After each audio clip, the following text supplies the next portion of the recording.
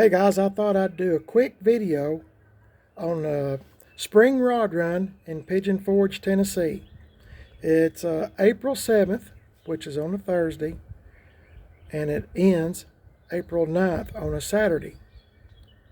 But it's really a lot longer than that. It's actually about a week, maybe a little over a week. You could probably get there the Saturday before the rod run even starts, and you'll probably start seeing some old cars and old trucks.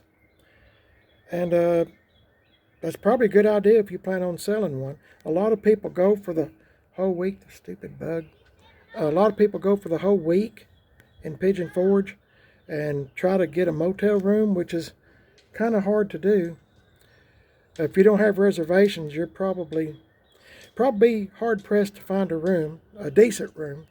Anyway, a lot of people take their campers up there. There's a lot of campgrounds, and they take their campers to the campground, and those are nice.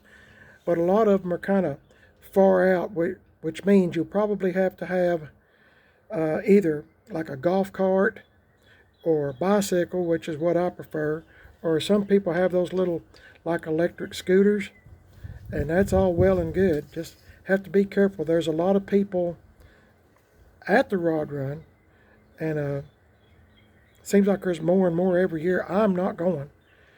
I'm not going to go. A lot of times here lately, I used to live for the rod runs, meaning, I couldn't wait for one to show up.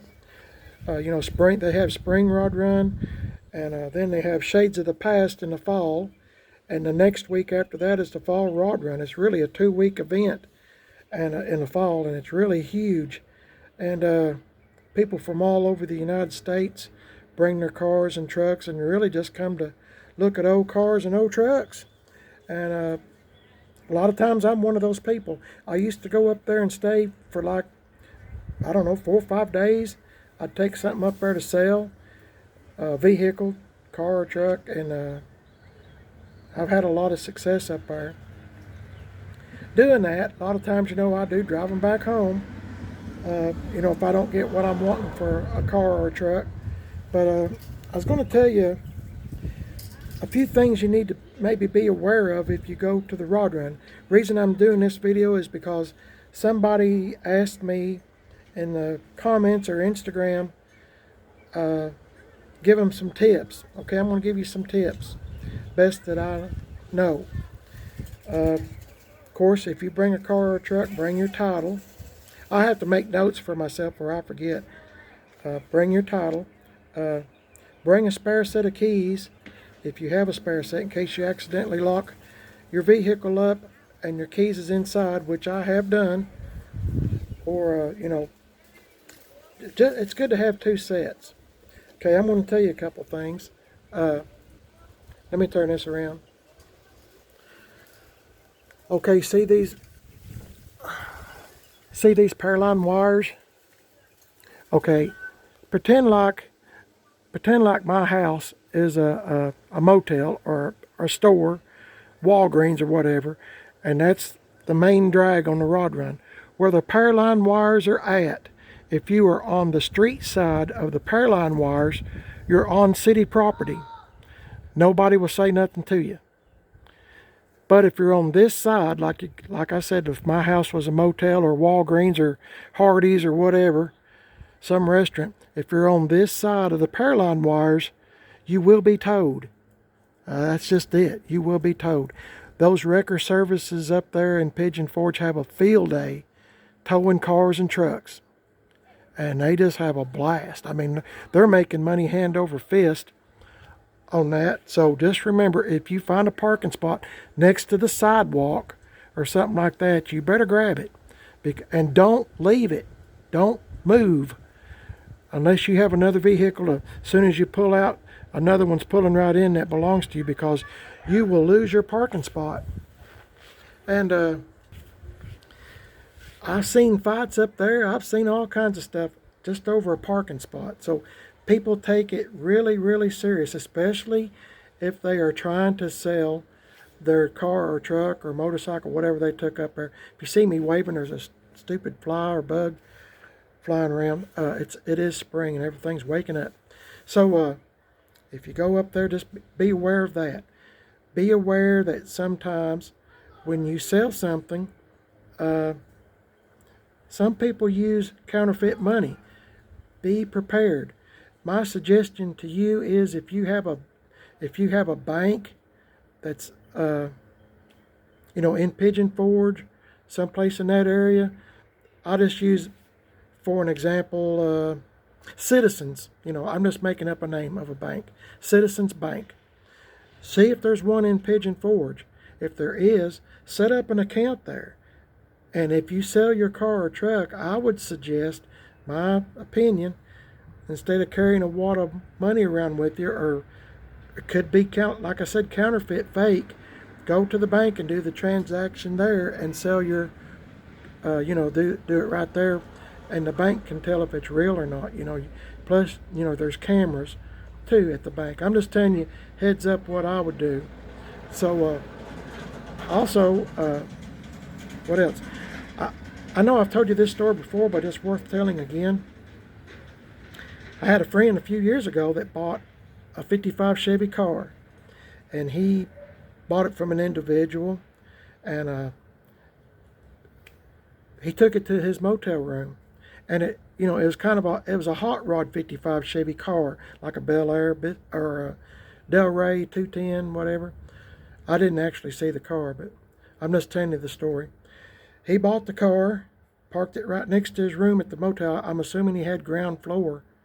And he, I guess, was getting ready to go to bed or something. And he heard that car crank up after he had already bought it. And the previous owner that he bought the car from had a second set of keys. So he was going to steal the car back, put it on a trailer, enclosed trailer, and leave. So I don't know how much you get for the car, $20,000, $30,000, $40,000, $50,000, I don't know, but the guy was going to make a killing and still have the car. Be aware of that. I mean, there are people that, might seem nice to you and all that, and you're working in good faith, and you think they're not. I've also seen, there's a particular spot in Pigeon Forge that everybody that has a 67 through 72, 73 Camaro, whatever, they park side by side. I guess it's a club, mostly 67 through 69s Camaros, but Camaros, they're just a whole slew of them parked right together next to the sidewalk. There was somebody that went down there one evening. I mean, it's bumper, it's wall-to-wall people down there on the sidewalks. I mean, it's hard to walk. It's hard to ride a bicycle. It's hard to ride a scooter or a golf cart. But anyway, somebody got a screwdriver or a key and went down every side of those Camaros, every one of them. And paint jobs are very expensive. And these Camaros were like showroom. I mean, beautiful. And I'm sure the owners were very upset. I know I would be. Very, very upset. Just be aware of that. If you have a nice vehicle, just be aware that somebody might, maybe that people just, you know how people are. They're weird, crazy people nowadays. My buddy Brian, GM Tim 38, I hope you don't mind these stories, but I'm just telling you. Last year, he went to the rod run with his bicycle and went inside, I won't name the restaurant. He went inside a restaurant to eat with his dad and come back out, and people were riding his bicycle. And I'm telling you, his name is GM Tim 38 on YouTube. Check him out. He's one of my best friends. But I got to tell you, there's times that he's got a short fuse, and he had a short fuse. This one particular guy was riding his bicycle all over the place. Didn't ask permission, nothing. Just picked up the bicycle and wanted to ride it. It wasn't his bicycle to ride. You'd have to, and I told Brian the other day when I was talking to him on the phone, I said, this time if you go to the rod run, which he's going, and you take a bicycle, which he is, lock it up. Lock your bicycles up, chain it around a pole, whatever.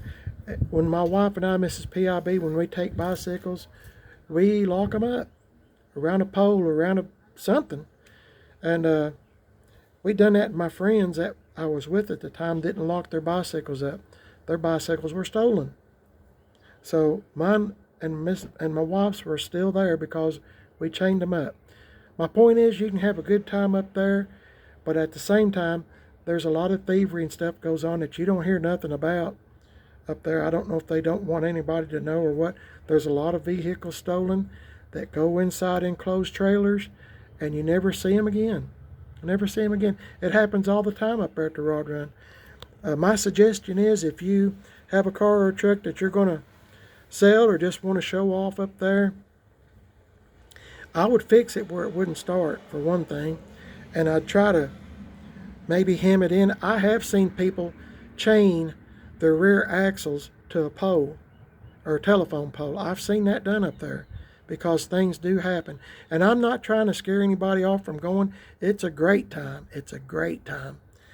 But at the same time, there are some ignorant people up there too. And as I said, if you get a parking spot, when I get up there, I do not move my vehicle. I do not. It stays right there in that parking spot. And I do my best to get it past the power line wires, like I said, on the city side. Also, lawn chairs. People take the lawn chairs and they line them up and down the sidewalk, all through Pigeon Forge on the main drag, to watch people go up and down the road and in their vehicles, which is, I enjoy watching it. Myself, always put your folding chairs up, lawn chairs, whatever, put them up, bring them back to your room, because Pigeon Forge police will pick up those lawn chairs a lot of times. Just out of the blue, randomly, they'll just go down through there with a dump truck, load up all them lawn chairs, folding chairs, and throw them in the back of a dump truck, and they're gone. You lost it. And they can do that because they're on the city side. I mean, your lawn chairs are. So it's a funny situation up there, and it seems like every year the rules kind of change. But, like I said, you can have a good time up there. I have a great time. I've seen a lot of things up there that I don't approve of. I've seen people. I'll tell you this story, then I'll hush. One of the stories of the many that I know. But I've been to Pigeon Forge, and this guy had I think it's a Mustang Fastback, I think, for sale. Beautiful car. And he had it for sale. And I seen a bunch of people come up, and they opened up the doors, and they all piled in the car. They all piled in, kids, everything. They all just piled in. And I thought, well, he sold his car, and they're fixing to leave in it. He didn't sell his car. They all just piled in it, started acting like they owned it, and, just ransacking the thing. That's the kind of people, ignorant people that don't have respect for someone else's property. I mean, I know my old trucks and cars, I rattle can paint them and all that stuff, but I mean, still, that's the best I can do. But some of these people go up through there, they don't care. I don't understand people, and it seems like it's getting worse and worse every year. So just keep your eyes and ears open. If you park your car or truck up there, make friends with the person that's beside you or behind you or in front of you, whatever, and say, look, this is what I do. I say, I'll watch your vehicle if you'll help me watch mine. If I see something going on, give me your cell phone number, let me know what room you're in, whatever, I'll run and go get you. Because there's a lot of crazy things goes on up there. I've had people mess with my old stuff before, my old trucks and stuff, just because they don't have no respect. And it's really sad what the world's coming to, or has become, I should say, has become. So I just thought I'd give you that little heads up. If you're going to the Rod Run in Pigeon Forge here this spring, here in just a few more days, April 7th through the 9th, get there early. I used to have a buddy I used to run around with years and years ago, and we seemed like every year we had to go a day earlier in order to get a decent parking spot. So That's just my 2 cents worth. I don't know if this video was helpful to you or not. I'm not trying to scare anybody away from going. You'll have the time of your life. Or I do. If you like old cars and old trucks and listening to people carry on and this, that, and the other, that's great. But just remember the things I just told you. Don't leave your parking spot if you get one. And be aware of your surroundings. And keep an eye on your vehicle. Make sure it won't start. Take your 2 sets of keys. Keep the title in your room. You know, just things like that. And try, if you still have time maybe, to pick out a bank. If you think you're going to sell your car or truck, you can deposit the money in the bank. That's what I would do. That's lessons I've learned. I haven't never been, took yet as far as money on vehicles I've sold. But I don't want to be one of those people that gets, 10, 15, 5,000, $25,000 and it not be real. You talk about somebody being sick. I would be sick. Sick. Anyway, God bless y'all. Thanks for listening to this video. I hope it was helpful to you. There's a lot of other things goes on up there. Just keep your eyes and ears open. If you go to a restaurant, prepare to wait for a long time to be able to sit down and eat, because it seems like everybody goes at the same time.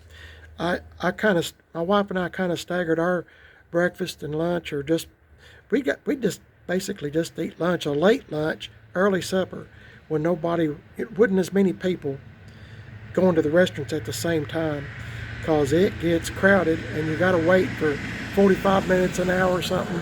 It's sometimes a peanut butter and jelly sandwich sounds pretty good, doesn't it? Anyway, y'all have a great day. God bless y'all. Thanks for listening to me. I don't know if this video was helpful or not, but hope it was. I just don't want you to be took or taken advantage of. I hate that. I hate a thief.